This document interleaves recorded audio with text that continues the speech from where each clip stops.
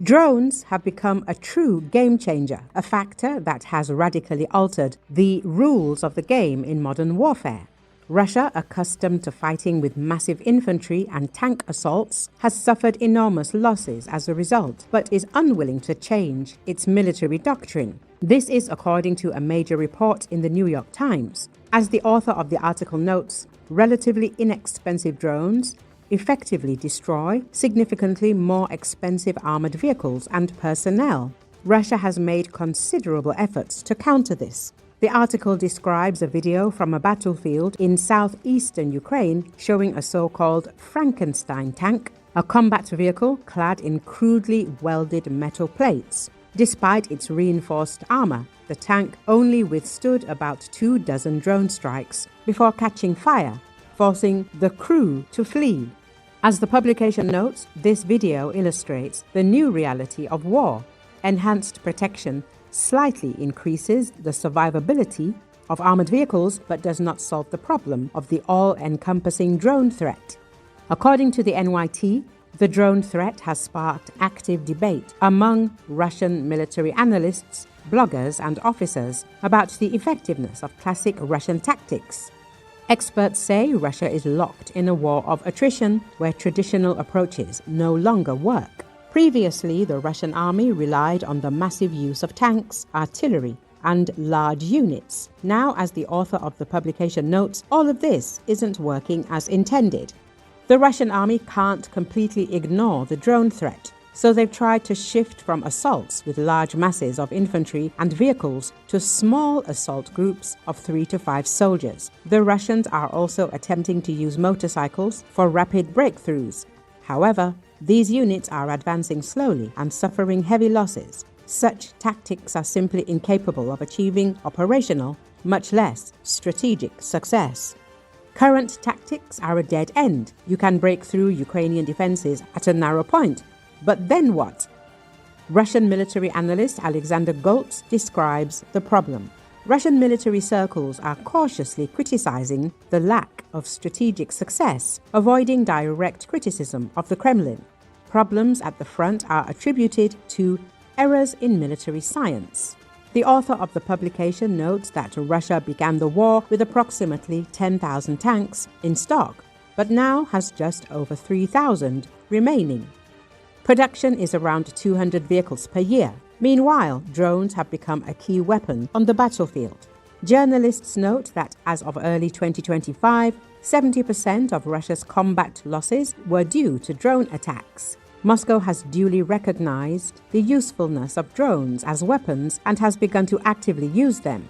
However, this hasn't solved the Russian army's deeper problems: poor soldier training and outdated military tactics. Many of those mobilized in 2022 were sent to the front with minimal training. Even now, according to experts, Russian soldiers undergo about 3 weeks of training, while in the West, this process lasts approximately 20 weeks. Due to a lack of professional training, military personnel and bloggers are creating survival guides that offer advice on how to respond to drone attacks, including recommendations to run zigzag toward the sun to blind the drone's cameras. Despite all the changes, as the author of the publication notes, Russian military doctrine remains virtually unchanged. Moscow still hopes to find a technological solution that would mitigate the drone problem, allowing the Russian army to once again maneuver hundreds of tanks and thousands of infantry on the battlefield. No one wants to undertake a thorough restructuring of military tactics adapted to new conditions. The time when Russia created an armored fist on the front is over. The New York Times quotes opposition military analyst Dmitry Kuznets as saying,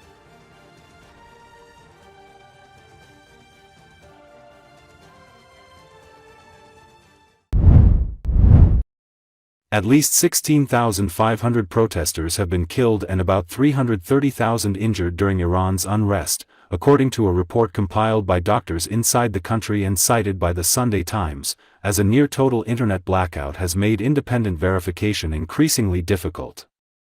The report, based on information from a network of medical professionals across Iran, said the injuries included widespread gunshot wounds and severe eye trauma, with hundreds to thousands suffering permanent blindness. Supreme Leader Ayatollah Ali Khamenei has acknowledged that several thousands of Iranians have been killed since protests started in late December among shopkeepers in downtown Tehran, before gradually spreading to big and small cities. That confirmation is unusual because Khamenei has typically avoided commenting on death tolls during previous protests in Iran over the years. A new report obtained by the Sunday Times states that at least 16,500 to 18,000 protesters, including children and pregnant women, were killed and 330,000 to 360,000 others were injured in the first 2 days of demonstrations in Iran. The vast majority of the victims are believed to be young people under the age of 30. According to reports from those who fled Iran, security forces opened fire on all protesters on January 9. The Sunday Times adds that in some cases, although medical workers were willing to donate blood, security forces did not allow blood transfusions for the wounded.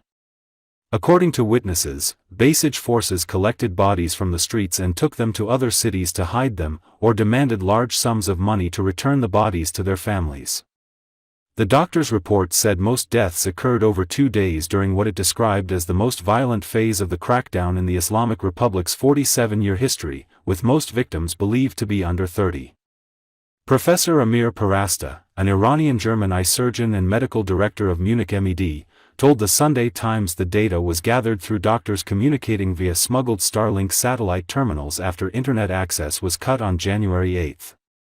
This time they are using military-grade weapons, Parasta was quoted as saying, adding that doctors were seeing gunshot and shrapnel wounds to the head, neck and chest.